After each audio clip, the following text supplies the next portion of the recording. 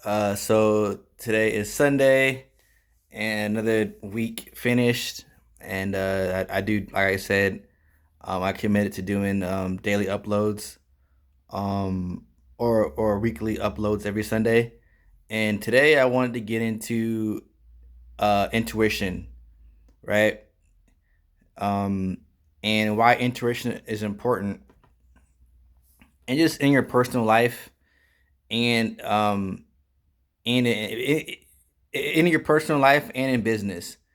Why intuition is important? Intuition is important because it helps you make decisions a lot faster, right? You don't necessarily have to go through and read a bunch of reports. You don't have to go through and examine a bunch of records, right? You know, you can use your instincts to make decisions. So, uh, for example, right, if you're working, let's just say if you are, I don't know, you can work in, you can be an electrician, right? So let's say you own a construction company and you've been working with um, a, a, a general contractor for over 10, 15 years, right?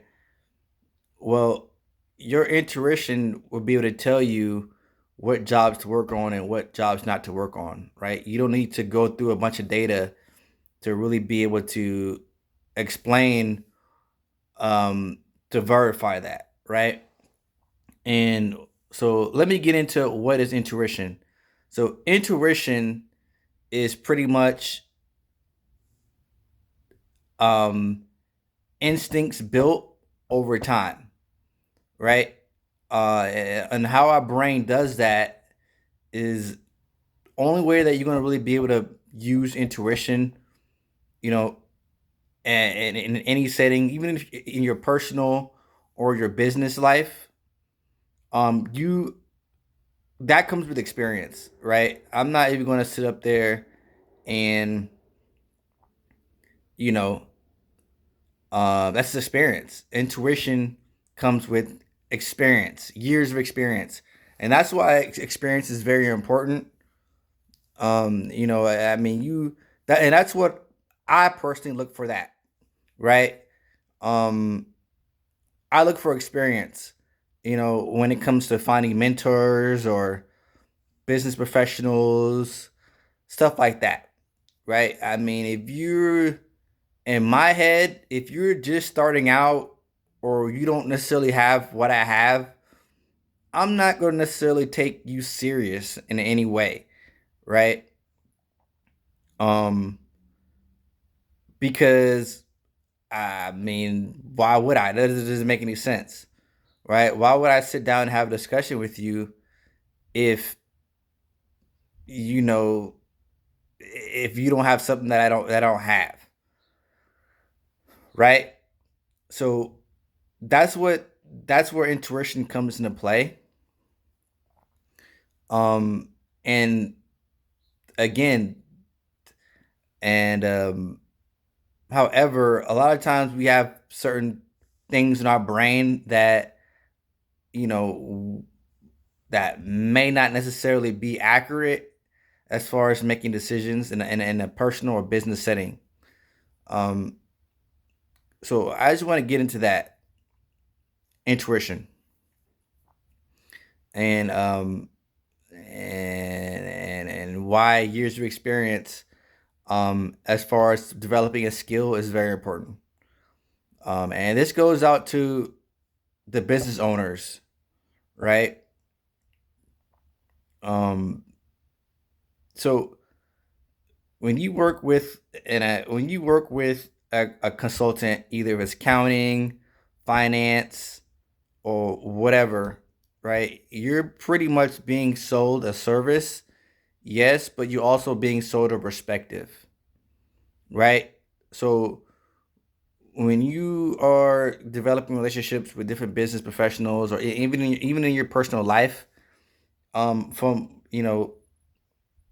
you have to figure out, okay, which perspective is better for you as an individual, right? I can't rely on a lot of I have my own perspective, yes, but I can't go out and rely on a lot of people's perspectives, right? And think that's that's the Bible. For example, um, let's just say, I hate to say this guy's name, but Grant Cardone. I don't know. Grant Cardone. I can't use him as a Bible or a reference guide for success. I can't use that. Right? Why? Because that breaks my moral foundation of how to handle people and how I interact with people. Right? I don't believe in, pushing my services or pushing my perspective on somebody else's perspective. I don't believe in that. Right? Um, so that Grant Cardone may not necessarily work for me, right? He has his own experiences, you know, that worked for him. He went through his own life experiences, and it just happened to work out for him, right? So when it comes to, you know, being successful or anything like that, and this, I'm not trying to say that I'm a coach. 'Cause I'm not a coach, right? I'm just an entrepreneur slash accountant slash corporate guy, right? Like I said, I love what I do for a living, right? So I'm not a coach. I'm not gonna here to say, okay, um, I'm going to go out and tell you how to live your life, or if you want to do personal improvements or whatever. I don't really don't care about none of that. But what I'm trying to say is that when you when you go out and try to find someone to improve your life, that's just having an accountability partner. That's what that is. It's just an accountability partner to make sure that you're doing what you're supposed to do, right? Um, it's just like another form of reconciliation. That's all that is. So, and a lot of people, they get stuck. Most let me put it this way, man. Most people never adapt, right? I don't really think people change per se, right? They merely adapt to their situation based off of, okay, you have your foundation and what you believe and don't believe and what you're willing to do and what you're really not to do, and you adapt based off your environment, right? You can't, people don't change, right? In a sense, right? And for me, especially dealing with money and business, and a lot of it is just small habits that build up over time that just make somebody successful or not. You're not guaranteed success, and what I mean by success, how do I measure success? Success for me is, okay, you're healthy, your relationships are healthy, your mental is healthy, your physical is healthy, right? Um, your family, and I'm single, but you have a good family, right? And you're financially able to live a lifestyle that you want to live, right? I don't necessarily think that success equates to a big ass mansion somewhere out in the Hamptons, right? That's just one level of success. Most people are not, an average human being. Um, an average human being isn't going to go out and buy a fucking mansion out in the Hamptons. That's not possible, right? But you can live a good life um with just simple habits, right? I think there's a book called 80/20, right? It's called the 80/20 principle, the Pareto Principle. 80% of the outcomes comes from 20% of our decisions made. So 80% of your lifestyle is pretty much 20% of your decisions. 80% of your health is 20% of your decisions. 20% of what you do at work is 80% of the outcomes. Everything else is just waste, right? And really, to gain a competitive advantage over somebody, you really have to figure out, okay, what is that 20% and how can I implement that in my life, right? And let me circle that back around to being intuitive, right? That may not necessarily be so intuitive to an individual that doesn't really know that, right? You know, our brain and how we're taught from a young age is that every reaction, everything you do has, you know, a outcome, right? Every input has an output, right? Our brain is designed in a way that, okay, it's a 50-50, right? Push, pull. You know, I don't know if anybody work out. I mean, I do a lot of workouts and stuff like that. So, I mean, deadlifts, you know, you push, pull, but that's not necessarily the case. We live in a world of imbalance, right? We don't really live in a linear world. Like, you know, we live in a world of imbalance. So, I mean, and I can say that based off of this. I mean, you can just observe the world around you. You know, 10% of America has the majority of the wealth, right? I'm not sure if they're happy or not, but you know, if you took 100 people, right, and you dropped, you know, X amount of dollars in that population, one or two people, one or two of those people are going to have most of the resources or most of that currency, right? That's just how the world is. Why? That's just undermining. That's another discussion. But what I'm trying to say is, um, and that comes with intuition, right? So the only way you're gonna really be able to really, and that's why, you know, I think, um, Richard Edison. I mean, I'm not a coach, but I watch a lot of Richard Edison, and that's the reason why you want to go out and hire accountability partners, people who are going to keep you accountable for your decisions and make sure that you're doing, you know, what you're doing. Because the reality is, most Americans, most humans, we make short-term decisions, right? We're making a lot of Americans out here are making short-term decisions, right? They're not necessarily making long-term decisions, right? And you know, and one thing that I noticed, that, you know, the individuals that are able to make long-term decisions on, you know, a small portion of their life, they live better lives versus if you're making all these short-term decisions that are not going to necessarily take you anywhere, right? So that's kind of how I look at that, and that applies to uh anything in life, right? And that goes into, just that's just the simple things, right? I'm not going to really get in depth into the more complicated issues, but and I want to circle that back to why I said that's why experience is important, and and intuition is important. If you're able to find that person that really lived that particular way of life, or has or brings that particular perspective that benefits you as a person, right?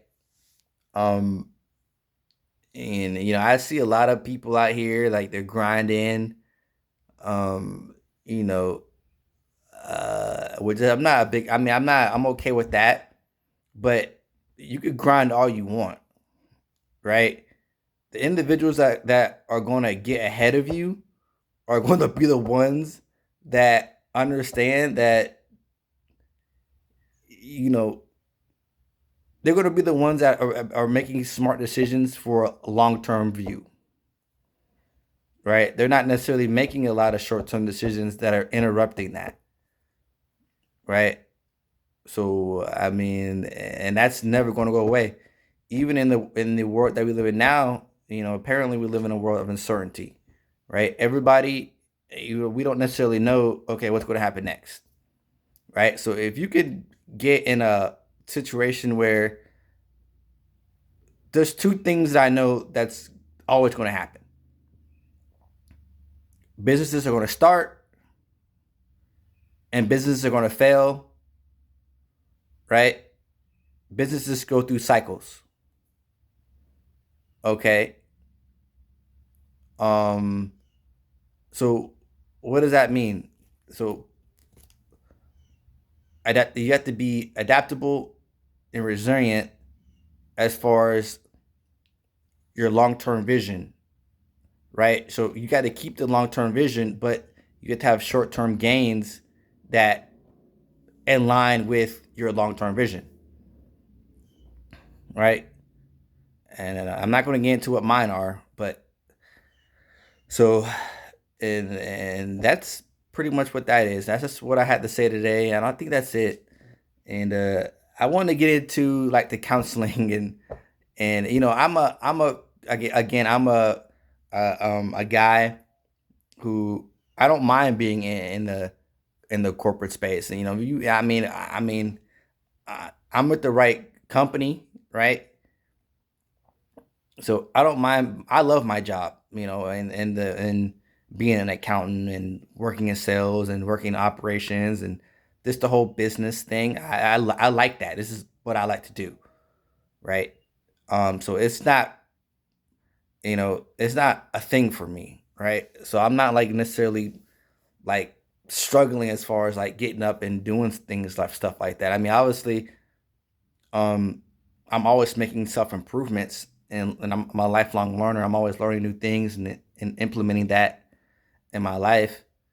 Um, and and one thing I gotta say is that as a man, we don't get a lot of support in a sense. That's kind of like what I noticed. I mean, I get it. I'm all big into communities. I think communities are awesome. Richard Edison has a big business community that I like. There's another dude on LinkedIn. Um, his name is Chris Rocker or Chris Colin. Oh, Chris Colin. He has a big community, a business community, right? I've always surrounded myself with people who are doing things that are very similar to me, right? So, but we don't necessarily get a lot of emotional support as a man, right? A lot of things that we got to do, we have to kind of just deal with it and get through it. And and that's just the truth. The truth is, man, like a lot of and one thing that I've been trying to work on is I don't necessarily need somebody else to validate me, right? Yeah, I've been trying to working on a lot of my ability to say, okay, this is what I want and this is what I'm going to go out and do, instead of having someone else say, oh, good job all the time and all this bullshit. I don't necessarily need self validation, right? I don't need a lot of external validation, or that I don't necessarily need all none of that. I think the biggest lesson that I learned, especially being, just being a man in general. I'm not going to really get into the race because I don't really think that matters in a sense. I think across the board, and this is what I noticed, most men do shit because out of duty. Like it's just something that you just have got to do, right? It's not something that's just. It's not something that's. It's something that's expected, right? You're not going to get awarded for doing something that is expected of you, right? There's no reward for that. That's just something that's something that you just got to do, right? So, and I'm really big into listening, um, and you know what they say: as soon as you open your mouth, you tell the world who you are as an individual, right? And I believe in that, you know. And what I learned is that nobody really cares about a man. No one gives a shit about me as an individual, right? And that's the most powerful thing that you can know. That's the most powerful thing that that's powerful to know that no one gives a shit about you. Because at the end of the day, I mean, shit, I can go out and get what I gotta get done. No one's giving a fuck about me, right? And I don't really mean to cuss, but and that goes back to and that's something that I had to experience, growing up in an environment where you get participation trophies and people pat you your back for not doing a bunch of anything. And I graduated from the Citadel, which was a military school, and I had to learn the hard way, real quick, that you got to either build value or you out. And that's just how it is. I think you know there's no and ifs or buts. I mean, that's just it. I mean, it's kind of like I kind of equate this to there's I think it's not really a good example, but in the Game of Thrones, Ned Stark, you know, uh, that guy. I mean, you're not necessarily doing things just because you like to do them, or if you have a passion to do all this stuff. I mean, come on, you do the things because it's the right thing to do. A, B, it's your duty to do those things, and C, it's you gotta live like the way that you're supposed to be. You gotta pretty much have you're doing what you're supposed to be doing at all times, right? Extreme integrity. That's it. I mean, there's no none of that, and nobody cares about how you feel and none of that shit. We don't really, like I said, we don't really get emotional support in corporate environments. We don't get none of that shit. So I mean, I don't understand that. So you know, I get it. You want to make yourself vulnerability, and being a leader, and understanding the individuals around you. But again, you know, and that goes with just for me, that's intuitive, right? Because I do a lot of personal development, so that's intuitive for me, right? You can't. That's just something that's intuitive for me, right? That may not necessarily be intuitive for somebody else. Um, and and this is what I want to go over today. And so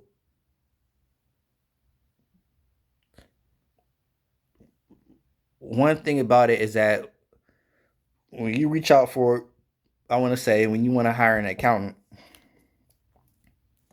experience is important, right? They want to be and making sure that accountant or a consultant, a tax consultant, accounting consultant fits in your perspective and what you're trying to do as a business owner, right?